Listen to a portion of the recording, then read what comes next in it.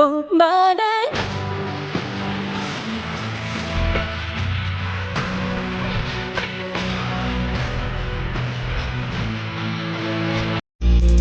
าจะปล่อยมึงตายไปไม่น่าช่วยพวกมึงไว้พี่ส Đây nè, khi người ta sử dụng chân mà lấy nghiêm trọng lắm đang bị đấy đá. เป็นต้องการสบายจิตนะตัวเป็นแต่ไง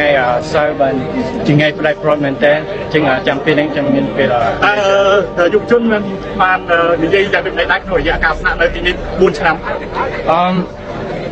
មានការលំបាកប៉ុន្តែគួរឲ្យ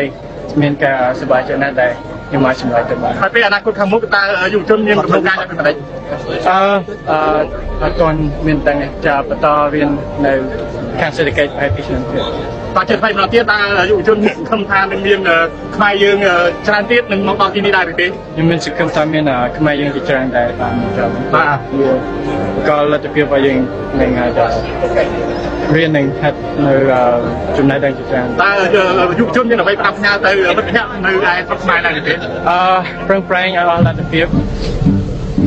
泰国工作，把钱寄回国家，吃的是泰国的粮食，住在泰国的土地上，生病也在泰国的医院去看病，但现在却用战争去报答他们。仅2024年1年，泰国就为柬埔寨人提供了超过16万次的免费医疗，花费超过了2.7亿泰铢，换来的是泰国的医院被导弹袭击，